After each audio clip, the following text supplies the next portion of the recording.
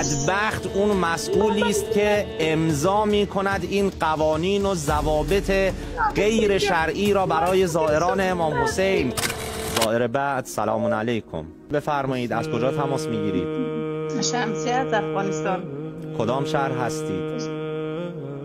شهر کابل. بفرمایید زیارت. السلام علی الحسین و علی علی ابن الحسین و علی اولاد الحسین و علی اصحاب الحسین.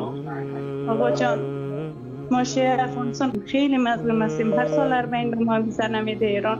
چی میشه که اگر ما شیعه بدبخت که مظلوم هستیم از راه دور ما را برسانه کربلا؟ حسین جان، آقا حسین جان، چی میشه 40 من کربلا؟ خواهش میکنم اینطوری صحبت نفرمایید. شما بدبخت نیستید، شما عشق امام حسین علیه السلام رو در دل دارید. بدبخت نه خیر خانم، بدبخت اون کسانی هستند که اون مسئولینی که سنگ اندازی میکنن برای زائران اربعین امام حسین. بدبخت اون مسئولی است که امضا می کند این قوانین و ضوابط غیر شرعی را برای زائران امام حسین. بدبخت اون مسئولینی هستند که صدای ناله های زائران امام حسین علیه السلام رو نمیشنوند.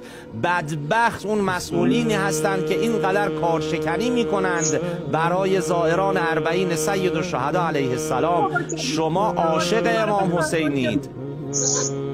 ما چی کنیم 40 ما رو امام حسین بخواه یا حسین جان؟ امام زمان صدای ناله شما را میشنوند. یا حسین جان، یا امام زمان، اللهم عجل ولیک الفرج، اللهم عجل ولیک الفرج. ابن الحسن روحی فدا متى ترانا